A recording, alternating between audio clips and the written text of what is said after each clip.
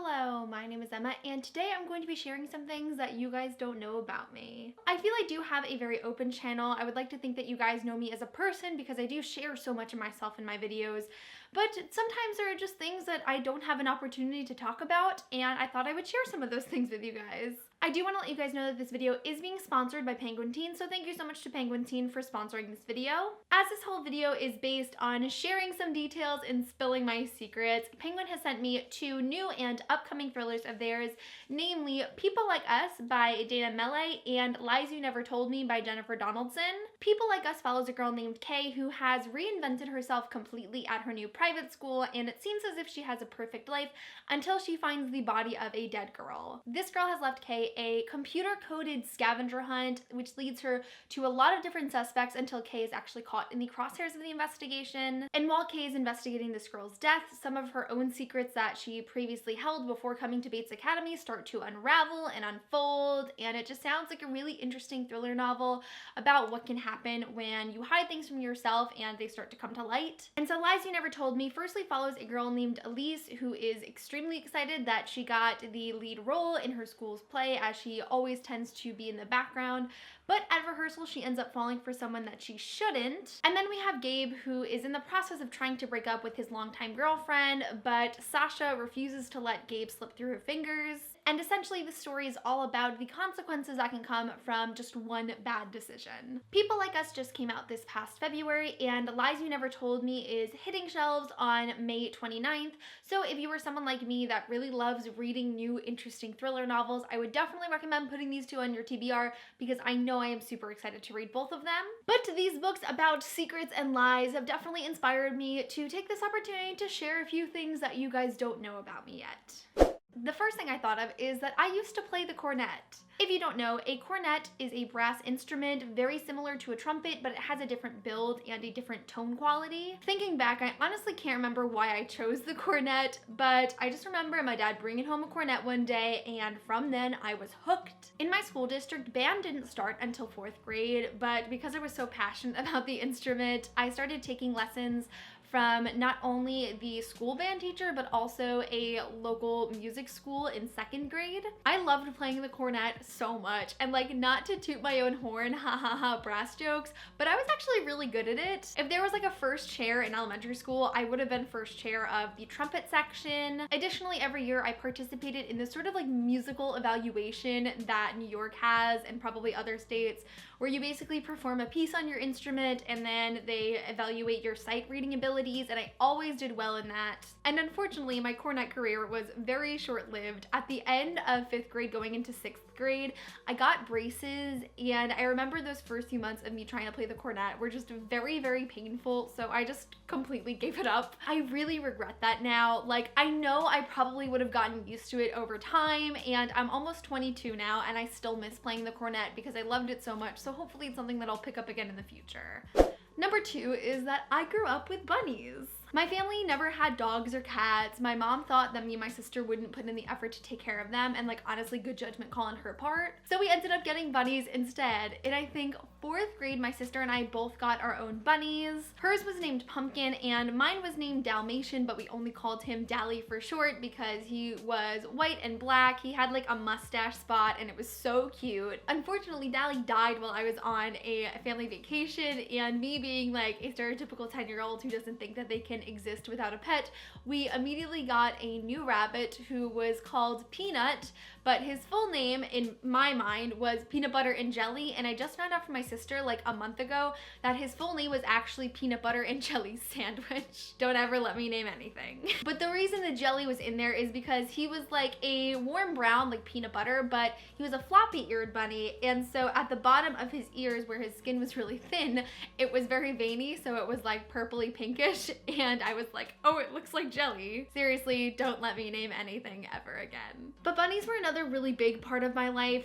I actually had Peanut for a very, very long time, all the way up until 2015 when I moved out of my childhood home and our apartment wouldn't take pets. Having bunnies was just such a great experience for me, and I really have the most fond memories of having them in my life. Number 3 is that I played Quidditch my first semester of college. Yes, Quidditch is an actual sport. Unfortunately, Quidditch ended as quickly as it started. I only got to participate for that first semester because our coach had graduated that December and there was no one that was really prepared to take up the responsibility as a leader.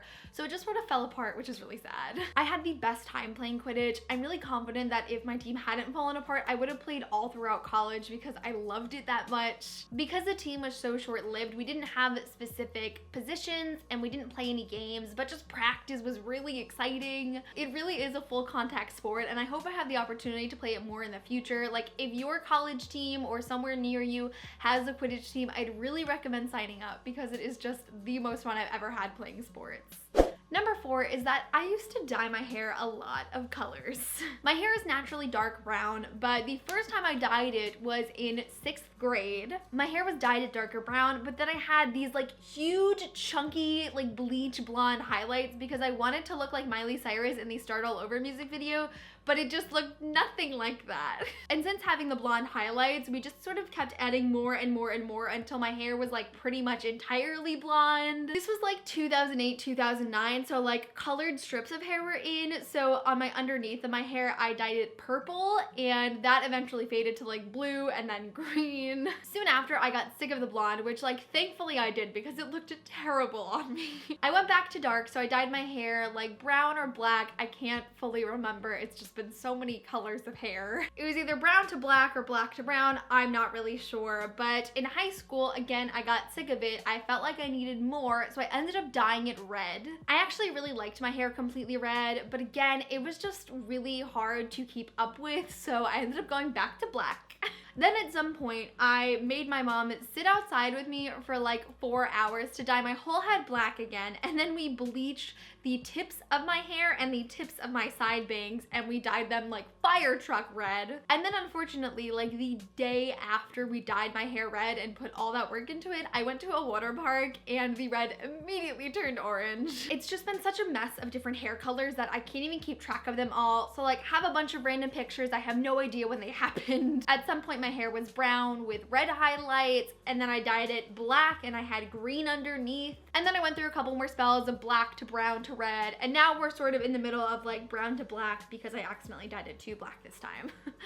Number 5 is, although I've talked about my sister on my channel before, I'm actually one of 3. This might get a little sad for some of you. Before I was born in, I believe, 1988, my mom actually had her first child who was a boy. The day before her due date, she had experienced some bleeding, so she went to the hospital and they checked everything out. Her baby was fine, so they sent her home, and the next day she came back because it had gotten worse and he had unfortunately lost 40% of his blood. They performed an emergency C-section, and unfortunately Richie, which was his name, was born with a lot of health complications. His organs just were not working. He was pretty much brain dead, and he unfortunately passed away after only 19 days of life. So my sister and I never knew my brother because he obviously came before our time, but we've grown up in a household where we really celebrated Richie's life, and he's just been a present person in my life even though I never got the chance to meet him. So although it's terribly sad that I have actually had another sibling that I never got to meet, I do feel like me and Richie probably would have had a really nice sister-brother relationship if we got the chance to meet.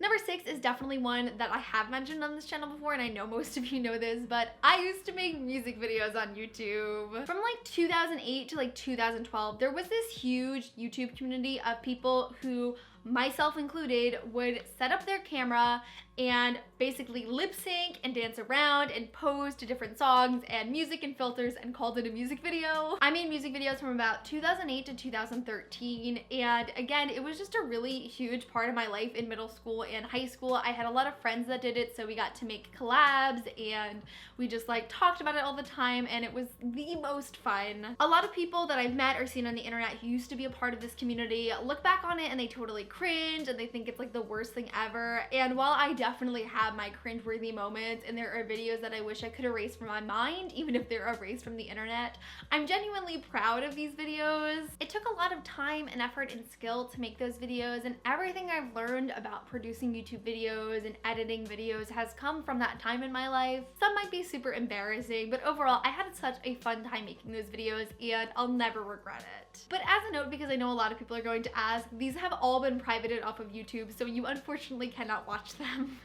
Number 7, I was very involved in photography in high school. My love for photography started in middle school when my friends and I had all gotten point and shoot cameras because unfortunately we didn't have iPhones at the time, so nobody's phone had a good enough camera, so we had to get actual cameras. But we would just like walk around town and take photos of anything and everything, and that developed into me taking photography classes for the last 3 years of high school. Photography was just another huge passion of my life. I really loved it. I actually almost went to school to become a photographer because I just loved it so much, and at the time I couldn't see myself doing anything else. I consider myself to have been fairly accomplished with photography in high school. I won quite a few competitions and awards, and I had my photos presented at different galleries, whether it was something that was related to the schools or if it was just at a student gallery presentation. During my first year of photography, I actually won a golden key at the Scholastic Art and Writing Competition, which is like a very prestigious award that is like the highest level that you could get. And it's actually one of my least favorite photos I've ever taken. I literally made this photo so that I could get reblogs on Tumblr,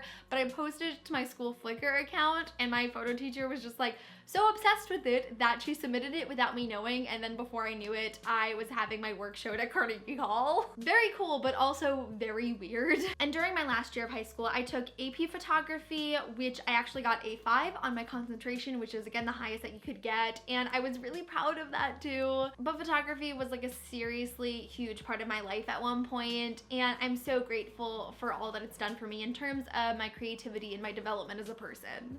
Number 8, I mentioned this before that my favorite music genre is electronic music, and in high school I was very deeply involved with the electronic dance music community, but as a part of that, I was a candy kid. If you don't know what candy is, K-A-N-D-I refers to these bracelets made out of pony beads that are exchanged and shared at electronic concerts. My candy kid days were just another really creative period of my life. I loved making all different types of candy, whether it was just a one-strand bracelet, whether it was a full cuff. I would sometimes make these really gigantic ones that stuck out from all different areas that just like physically don't make sense.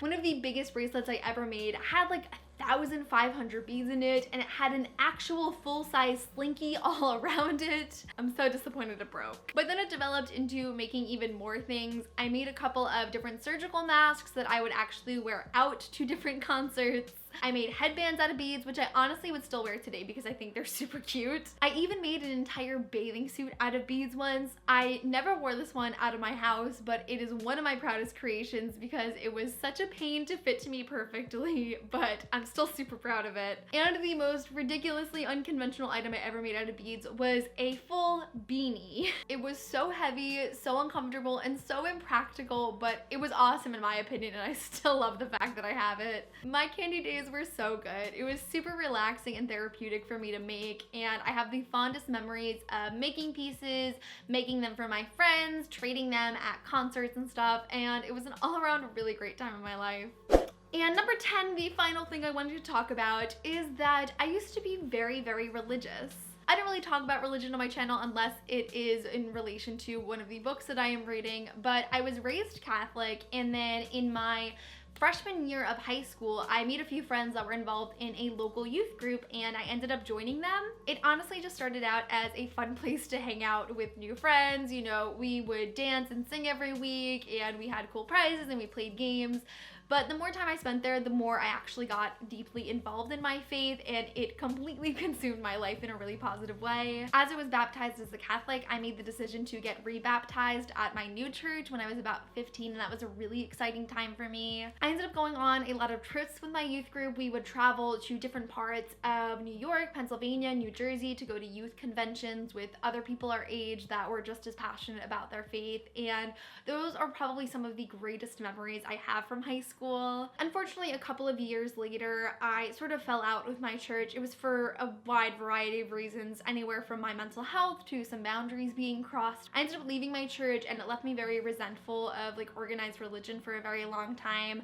But over the years, I've become much more confident in my personal experiences, and although I am not as actively practicing as I used to, I still have so many great memories attached to my youth group and the the people that I spent all of my time growing in my faith with. And although, like, you know, it didn't necessarily turn out the best in the end, I'm really grateful for the experiences I had, and I wouldn't trade them for anything. So that really concludes my video on some things that you guys may not have known about me. Like I said, there were a couple that I've definitely mentioned on this channel before, but I hope I threw a few curveballs in to get you guys to know a few new things about me. Definitely let me know in the comments below, what is one thing that I probably don't know about you guys? I love having discussions about some of our favorite books in the comments, but some of the ones I love the most are hearing about you guys and your personal lives. So whether you want to tell me one thing or your life story, I'm totally down to read it. Thank you again to Penguin Teen for sponsoring this video, and those of you watching, do not forget about People Like Us and Lies You Never Told Me, which this one is in stores now and this one is coming out this May, so make sure you put them both on your TBRs. But that is it for this video. Thank you guys so much for watching, and I will see you soon for a new one. Bye!